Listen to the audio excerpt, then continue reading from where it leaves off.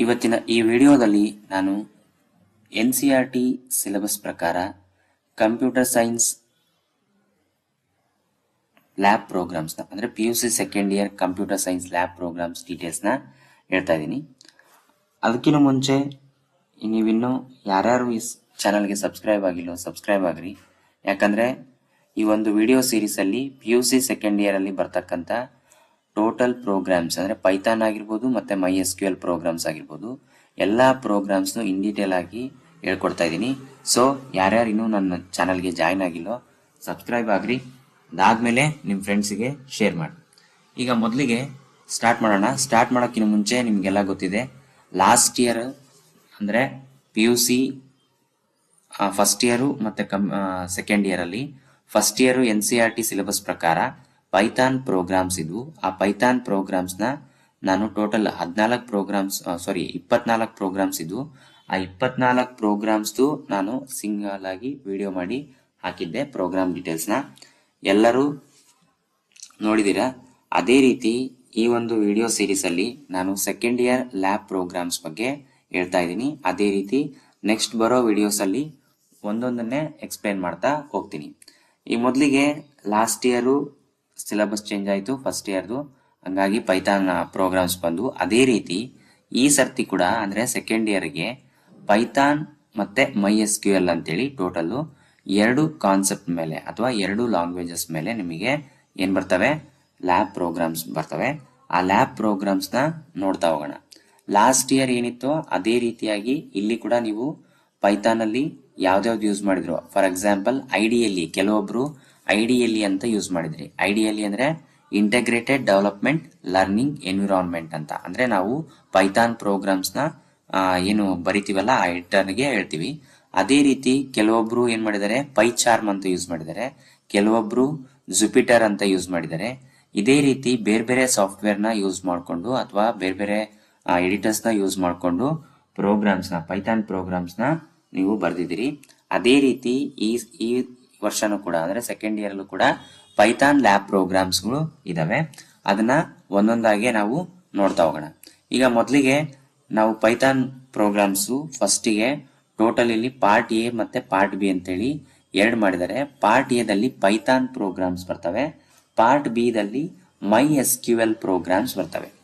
ನಿಮ್ಗೆ ಆಲ್ರೆಡಿ ಗೊತ್ತಿದೆ, last year ಅಲ್ಲಿ ಕೂಡ ನಾವು ಪೈಥಾನ್ ಪ್ರೋಗ್ರಾಮ್ಸ್ ಅಲ್ಲಿ ಫೆಬೊನಾಸಿ ಸೀರೀಸ್ ಬಗ್ಗೆ ಅಂದ್ರೆ ಫೆಬೊನಾಸಿ ಸೀಕ್ವೆನ್ಸ್ ಬಗ್ಗೆ ಒಂದು ಪ್ರೋಗ್ರಾಮ್ ಇತ್ತು. ಅದೇ ರೀತಿ ಇಲ್ಲಿ ಕೂಡ ನಿಮ್ಗೆ ಏನ್ ಮಾಡಿದಾರೆ ಅಂದ್ರೆ write a Python program using a function to print n Fibonacci numbers. ಅಂದ್ರೆ n ಫೆಬೊನಾಸಿ ನಂಬರ್ಸ್ ಬರೋವರೆಗೂ ಅಂದ್ರೆ ನಾವೆಷ್ಟು ರೇಂಜ್ ಕೊಡ್ತೀವೋ ಅಲ್ಲಿವರೆಗೂ ಅಷ್ಟು ಏನಾಗಬೇಕು, ಫೆಬೊನಾಸಿ ಸೀಕ್ವೆನ್ಸ್ ಪ್ರಿಂಟ್ ಆಗಬೇಕು. ಅದು ಒಂದು ಪ್ರೋಗ್ರಾಮ್ ಇದೆ.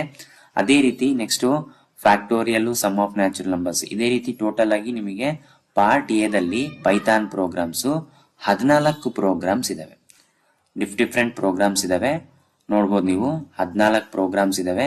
ಈ 14 ಪ್ರೋಗ್ರಾಮ್ಸ್ ಆದ್ಮೇಲೆ ನೆಕ್ಸ್ಟ್ ಪಾರ್ಟ್ ಬಿ ದಲ್ಲಿ ನಮಗೆ 4 ಪ್ರೋಗ್ರಾಮ್ಸ್ ಇದಾವೆ. ಆ 4 ಪ್ರೋಗ್ರಾಮ್ಸ್ ಯಾವಪ್ಪ ಅಂದ್ರೆ MySQL ಅಂತ ಬರುತ್ತೆ, ಅಂದ್ರೆ SQL ಅಂತ ಬರುತ್ತೆ. ಆ SQL ನ ನಾವು ಒರಾಕಲ್ ಯೂಸ್ ಮಾಡಿಕೊಂಡು, ಒರಾಕಲ್ ಅವಂಗೆ IDLE ಯೂಸ್ ಮಾಡ್ತೀವೋ ಅಥವಾ ಜುಪಿಟರ್ ಯೂಸ್ ಮಾಡ್ತೀವೋ ಪೈಥಾನ್ ಪ್ರೋಗ್ರಾಮ್ ಬರೆಯಕ್ಕೆ. ಅದೇ ರೀತಿ ಈ ಡಾಟಾಬೇಸ್ ಕಾನ್ಸೆಪ್ಟ್ DBMS ಅಂತ ಕರಿತೀವಿ. ಈ ಪ್ರೋಗ್ರಾಮ್ಸ್ ನ ಬರೆಯಕ್ಕೆ ನಾವೇನ್ ಮಾಡ್ತೀವಿ, ಒರಾಕಲ್ ಅನ್ನೋ ಸಾಫ್ಟ್ವೇರ್ ನ ಯೂಸ್ ಮಾಡ್ತೀವಿ. ಅಲ್ಲಿ ಒರಾಕಲ್ ನೀವು ಡಿಫ್ರೆಂಟ್ ಟೈಪ್ಸ್ ಆಫ್ ವರ್ಷನ್ಸ್ ಬರ್ತವೆ. 8i ಆಗಿರ್ಬೋದು, 9i ಆಗಿರ್ಬೋದು, 10G ಆಗಿರ್ಬೋದು, 11G ಆಗಿರ್ಬೋದು. ಈ ತರ ಡಿಫ್ರೆಂಟ್ ಟೈಪ್ಸ್ ಆಫ್ ವರ್ಷನ್ಸ್ ಬರ್ತವೆ. ಅದರಲ್ಲಿ ನೀವು ಯಾವ್ದು ಬೇಕಾದ್ರೂ ಯೂಸ್ ಮಾಡಿಕೊಂಡು ಈ ಪ್ರೋಗ್ರಾಮ್ಸ್ಗಳನ್ನ ಬರಿಬಹುದು. ಯಾವುದು, ಒರಾಕಲ್ ಸಾಫ್ಟ್ವೇರ್ ನ ಯೂಸ್ ಮಾಡಿಕೊಂಡು. ಇಲ್ಲಿ SQL ಅಂತ ಬರುತ್ತೆ. SQL ಅಂದ್ರೆ ಇದನ್ನ ನಾವು ಸ್ಟ್ರಕ್ಚರ್ಡ್ ಕ್ವೇರಿ ಲ್ಯಾಂಗ್ವೇಜ್ ಅಂತೇಳಿ ಕರಿತೀವಿ. ಇಲ್ಲಿ ಏನಾಗುತ್ತೆ ಅಂದ್ರೆ ಪಾರ್ಟ್ ಬಿ ದಲ್ಲಿ MySQL ಪ್ರೋಗ್ರಾಮ್ಸ್ ಅಲ್ಲಿ ನಾವು ಒಂದು ಡಾಟಾ ಬೇಸ್ ನ ಕ್ರಿಯೇಟ್ ಮಾಡ್ತೀವಿ. ಟೇಬಲ್ ಅಂತ ಕರಿತೀವಿ ಅಥವಾ ಡಾಟಾ ಬೇಸ್ ಅಂತ ಕರಿತೀವಿ. ಆ ಡಾಟಾ ಬೇಸ್ ನ ಕ್ರಿಯೇಟ್ ಮಾಡಿಬಿಟ್ಟು ಅದರಲ್ಲಿ ವ್ಯಾಲ್ಯೂಸ್ ನ ಇನ್ಸರ್ಟ್ ಮಾಡಿ ಕ್ವೇರೀಸ್ ಕೊಟ್ಟು ನಾವೇನ್ ಮಾಡ್ತೀವಿ, ಔಟ್ಪುಟ್ ನ ಡಿಸ್ಪ್ಲೇ ಮಾಡ್ತೀವಿ. ಇದನ್ನು ಕೂಡ ನಾವು 1 by 1 ನೋಡ್ತಾ ಹೋಗೋಣ. ಈಗ ಫಸ್ಟಿಗೆ ಟೋಟಲ್ ಆಗಿ ನಿಮಗೆ ಹೇಳ್ಬೇಕಂದ್ರೆ ಪಾರ್ಟ್ ಎ ದಲ್ಲಿ 14 ಪ್ರೋಗ್ರಾಮ್ಸ್ ಇದಾವೆ, ಪಾರ್ಟ್ ಬಿ ದಲ್ಲಿ ಓನ್ಲಿ 4 ಪ್ರೋಗ್ರಾಮ್ಸ್ ಇದಾವೆ. ಈ 4 ಪ್ರೋಗ್ರಾಮ್ಸು MySQL ಪ್ರೋಗ್ರಾಮ್ಸ್ ಇರ್ತವೆ. ಬಟ್ ನಿಮಗೆ ಲ್ಯಾಬ್ ಎಕ್ಸಾಮಿಗೆ ಏನಂದ್ರೆ ಕಂಪಲ್ಸರಿಯಾಗಿ ಪಾರ್ಟ್ ಎ ಮತ್ತೆ ಪಾರ್ಟ್ ಬಿ ಪ್ರೋಗ್ರಾಮ್ಸ್ನ ನೀವು ಬರೀಲೇಬೇಕು. ಬರೆದು ಯಾವುದು ಎಕ್ಸಾಮ್ನರ್ ಯಾವ್ದು ಎಕ್ಸಿಕ್ಯೂಟ್ ಮಾಡ ಅಂತ ಹೇಳ್ತಾರೋ ಅದನ್ನ ಎಕ್ಸಿಕ್ಯೂಟ್ ಮಾಡಬೇಕು. ಲಾಸ್ಟ್ ಇಯರ್ ಕೂಡ ನಾನು ಪ್ಯಾಟರ್ನ್ ಹೇಳಿದ್ದೆ, ಲ್ಯಾಬ್ ಎಕ್ಸಾಮ್ ಪ್ಯಾಟರ್ನ್ ಹೇಳಿದ್ದೆ. ಅದೇ ರೀತಿ ಪ್ರಾಕ್ಟಿಕಲ್ ಎಕ್ಸಾಮ್ ಪ್ಯಾಟರ್ನ್ ಇಲ್ಲಿ ಹೆಂಗಿರುತ್ತಪ್ಪ ಅಂದ್ರೆ ಸೇಮ್. ಅಲ್ಲಿ ಕೂಡ ನಮಗೆ ಪಾರ್ಟ್ ಎ ಮತ್ತೆ ಪಾರ್ಟ್ ಬಿ ಅಂತೇಳಿ ಪೈಥಾನ್ ಅಲ್ಲಿ ಏನ್ ಮಾಡಿದ್ರು, ಬೈಫರ್ಗೇಟ್ ಮಾಡಿದ್ರು. ಇಲ್ಲಿ ಕೂಡ ನಮಗೆ ಏನ್ ಮಾಡಿದಾರೆ ಅಂದ್ರೆ ಪಾರ್ಟ್ ಎದಲ್ಲಿ ಪೈಥಾನ್ ಪ್ರೋಗ್ರಾಮ್ಸ್ ಇದಾವೆ, ಪಾರ್ಟ್ ಬಿ ದಲ್ಲಿ MySQL ಪ್ರೋಗ್ರಾಮ್ಸ್ ಇದಾವೆ. ಸೊ ಇಲ್ಲಿ ಪ್ರಾಕ್ಟಿಕಲ್ ಎಕ್ಸಾಮಿನೇಷನ್ ಯಾವ ರೀತಿ ಇರುತ್ತೆ ಅಂದ್ರೆ writing one program from part A ಅಂದ್ರೆ ಪೈಥಾನ್ ಪ್ರೋಗ್ರಾಮ್ ನ ಬರೀಬೇಕು. ಆ ಪೈಥಾನ್ ಪ್ರೋಗ್ರಾಮ್ ನ ಬರೆಯಕ್ಕೆ 6 ಮಾರ್ಕ್ಸ್ ಇರುತ್ತೆ. ಅದೇ ರೀತಿ ಪಾರ್ಟ್ ಬಿ ದಲ್ಲಿ 4 ಪ್ರೋಗ್ರಾಮ್ಸ್ ಏನಿದಾವಲ್ಲ, 4 ಪ್ರೋಗ್ರಾಮ್ ಅಲ್ಲಿ ಯಾವ್ದಾದ್ರು ಒಂದು ನಿಮಗೆ ಕೊಟ್ಟಿರ್ತಾರೆ. ಅದರಲ್ಲಿ ಕೂಡ ನೀವು ಅದನ್ನ ಬರಿಬೇಕು. ಬರೆದ್ರೆ ಅದು 6 ಮಾರ್ಕ್ಸ್. ಅಂದ್ರೆ ಪಾರ್ಟ್ ಎ ಪ್ರೋಗ್ರಾಮ್ ಬರೆಯಕ್ಕೆ 6 ಮಾರ್ಕ್ಸ್, ಪಾರ್ಟ್ ಬಿ ಇದು ಪ್ರೋಗ್ರಾಮ್ ಬರೆಯಕ್ಕೆ 6 ಮಾರ್ಕ್ಸ್. ಸೊ ಅದಾದ್ಮೇಲೆ ನೆಕ್ಸ್ಟ್ ನಿಮಗೆ ಏನ್ ಬರುತ್ತಪ್ಪ ಅಂದ್ರೆ execution of any one program from examiner choice. Examiner ಯಾವ್ದು ಹೇಳ್ತಾರೋ ಅದನ್ನ ನೀವು ಪಾರ್ಟ್ ಎ ದರಾದ ಹೇಳ್ಬೋದು ಅಥವಾ ಪಾರ್ಟ್ ಬಿ ದಾರ್ದು ಹೇಳ್ಬೋದು.